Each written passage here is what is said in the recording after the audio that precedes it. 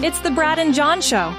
Brad and John Show. Today's date is the 19th of December. And John, you know what? I neglected to do something in the A block. And ring the bell, Brad. I got to ring my Salvation, my official Salvation Army bell, because of the fact that Salvation Army bell ringers are out there. I believe strongly in the Salvation Army. I know some people don't like the Salvation Army because of their religious component. I think they are an incredible organization, and I think they do a lot of good. And like a lot of not-for-profits, the money has been tight this year. So if you see the bell ringer, hear bell ringer, put some money in their kettle. And if you don't have cash with you, most of the kettles now have a QR code where you can just scan it and donate some money that way. Okay, you ready for the top three, John? It's time for Brad's top three. It's time for Brad's top three. John, you get better every time. You are almost exactly on pitch with that. Ladies, one more time. It's time for Brad's top. And we start off with... It's number three. John, I have a question, and I mean this sincerely. Help me through this, okay? There's a story on St. Louis PR about the Ameren rate case again with the big data centers and stuff like that. Okay, you know what I'm talking about? I do, and folks can go to johncombest.com yesterday and find that story. Okay, one of the controversies that's happened in the state of Missouri, and this has happened in other parts of the country, is people complain that when the data centers come in, they're sucking all this power, and because they're sucking all this power, the rates for everybody go up. Here's what I don't understand, okay? If you, John Combest, decided you were going to open up let's say you're going to open up your own marijuana farm. You got your permit from Ethan pulled some strings for you. And you got yeah, and I use a lot of energy, right? Right, use a lot of energy. The bill comes in the mail and you pay it. You don't go to Ameren UE and say, I'm not paying this bill. This is too high. You pay the rate. The Ameren UE, or Ameren, what they call themselves now, they say, dude, here's what we charge per kilowatt hour. We'll send you a bill in the mail. If you use 100,000 kilowatt hours and it's $10 a kilowatt hour, you owe us $1 million. Get what I'm saying? I get what you're saying. And are you saying what you find confounding here is that you think that the big power generators would go to an Ameren and say, hey, we're interested in opening up. Can you give us a break on rates? Well, no, but yeah, I get what you're saying, but Ameren UE could say, hey, no, because, John, you're Mr. Stock Market guy. If the big boys come into town, if Amazon and Google and stuff like that come into town and they say, we need 10 gigawatts of electricity, Ameren would be going, ha, ha, ha, ha. Absolutely, and they would cut them a deal because it's competitive. No, right? They would not cut them a deal. That's my point. They would say, guys, you know what? You got your trillionaire companies. Your companies are gazillion dollars. You know what? Here's the rate card. We'll stick a meter on the side of your building. Pay the damn bill. Get what I'm saying? I mean, yeah. And so is your qualm here with the big data centers because you feel like they're looking for tax breaks, or do you think that Ameren is trying to stick it to them? No, I'm saying just the opposite. Ameren should say, hey, to us, you're just a regular customer. I mean, here's a perfect example. Okay, let's say you have at your house, you have electric heat, and you have electric stove, and you have not one but two electric clothes dryers in your house, and your next door neighbor's got all sorts of gas. Okay, he's got a gas water heater and he's gas this whole bit. You can't go to Ameren and go, hey, I'm using more electricity than my next door neighbor. I want a better rate. Yeah. Right? They're going to say, too bad, you pay the same rate as your next door neighbor. Get what I'm saying? And I get exactly what you're saying. Now, I would think, Brad, that years ago, pardon me, folks at the national, global energy companies did every mathematical analysis of what can we get away with charging big data centers versus having ratepayers pay for a little bit more or whatever. And I'm sure that whether you're Ameren or you're Evergy or whoever, Consolidated Edison, you're any of these companies that you've done the modeling and you say, okay, we think that we can provide energy at this rate to big companies. We think we can get away with charging them this. We'll see if we can charge them this. Well, I'm just saying, John, and this is a perfect example. Okay, I deal with Quiver River, okay? And an electric cooperative that's in Warren County, St. Charles County, Franklin County, and Lincoln County. Okay, I need to put in a second meter at one of my locations. And the guy comes out, nice guy, name's Lance, just like my brother. And he says, okay, We're going to charge you for this, for this, for this, for this. You need a pole. We're going to charge you for the pole. We're going to charge you so much per foot for the electric, for the wire. And the crew's going to charge you X amount. They're not giving me any deal. And I'm paying rate card. I'm paying what other commercial customers are paying. And you're saying that the Amazons of the world should pay that same rate card. Exactly. You're surprised, Brad. Maybe not surprised.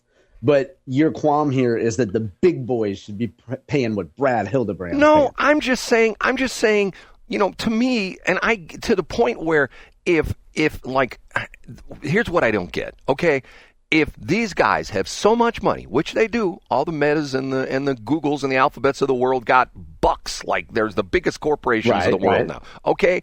Essentially, the Amerens of the world should say, guys, we know you got money. Here's our rate.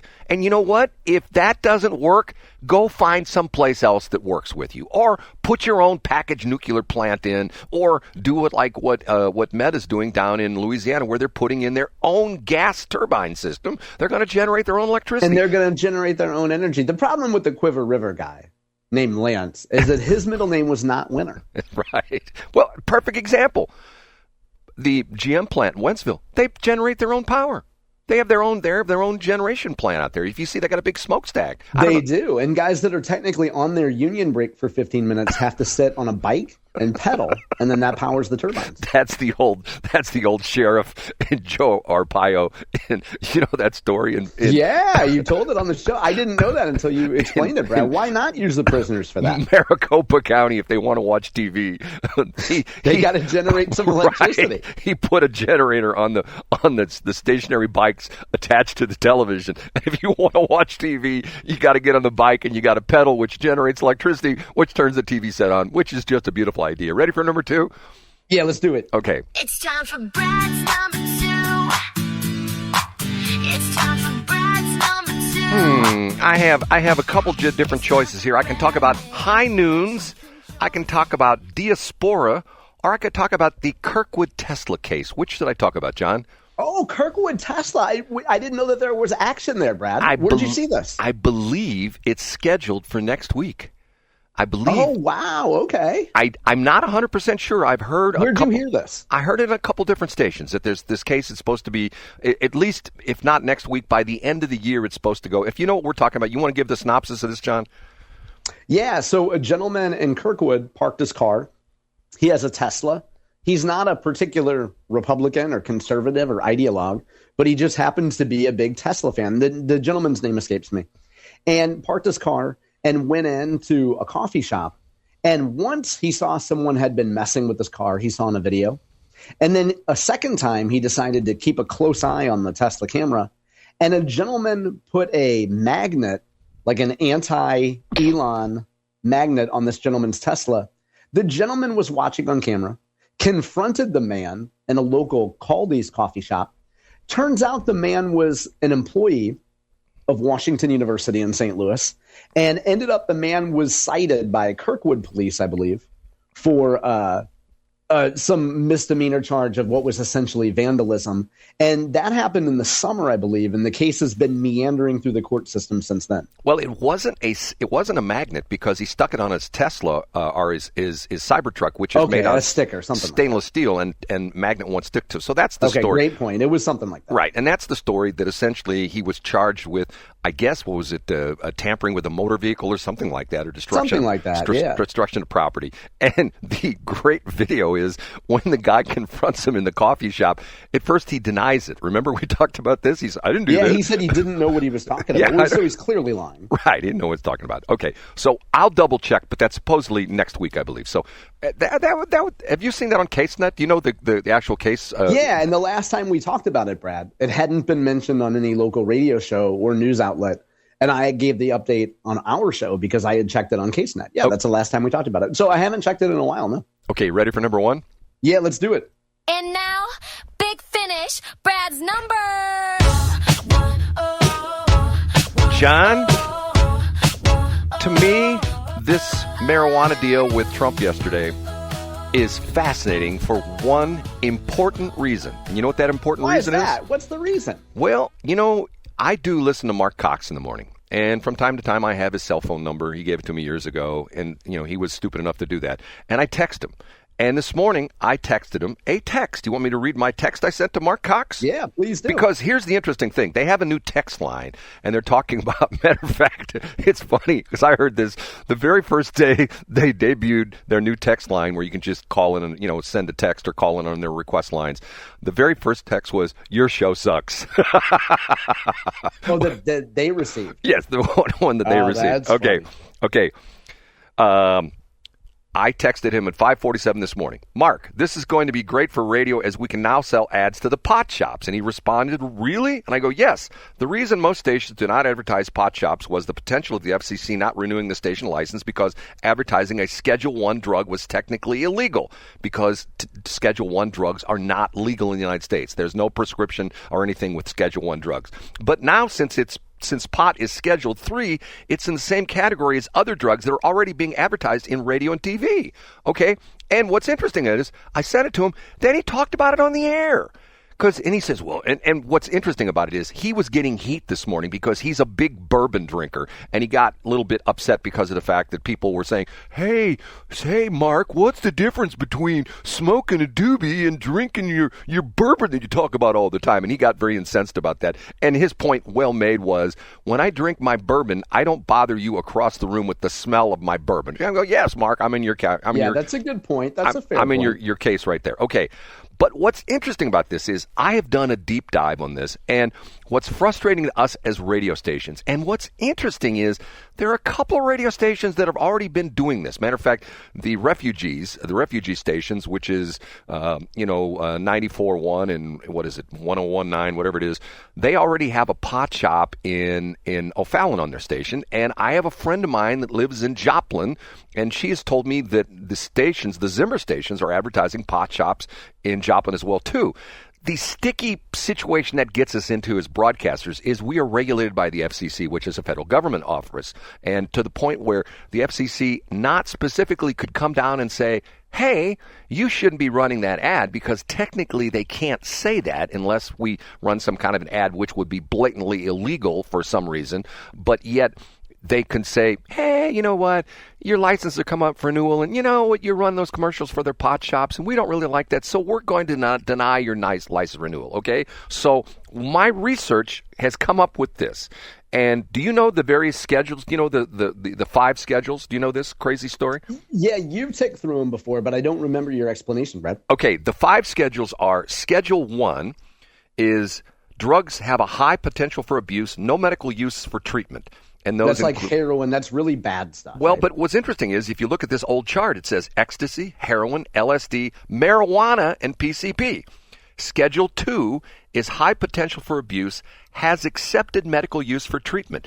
And they talk about that's morphine, oxycodone, methamphetamine. Is that what it is? Methamphetamine, yeah. Okay. Schedule 3, which is what now marijuana has been put into, is less abuse potential than Schedule 2, accepted medical use, anabolic steroids, hydrocortisone. Okay, that's the interesting aspect of this, is by putting it into Schedule 3, it becomes a legal drug. Schedule 1 is an illegal drug. So and this is Brad, I'm not the attorney, I don't play one on TV, but I'm saying the radio stations can go after this money because all you have to do is spend time on the interstates, which I do every day. I'm driving around the interstates.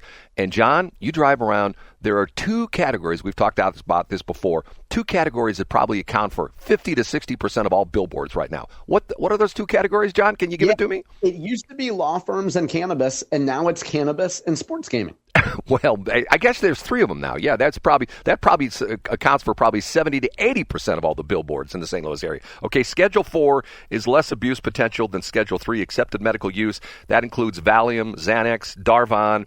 And Schedule 5 is less abuse potential than Schedule 4, accepted medical use, cough medicines with codeine, okay? It's now Schedule 3, which makes it a legal drug that can be prescribed. Now, here's my crazy question. And if I would love to have Epan Thampi or the guy, Mr. Mullins, on yesterday. If this is now a Schedule 3 drug, why can't the Costco pharmacies and the CVS and the Walgreens and the Sam's Club pharmacies of the world How come they don't sell marijuana? How come you can't go to CVS today and go, yeah, I got a prescription from my doctor. I want those super duper gummies.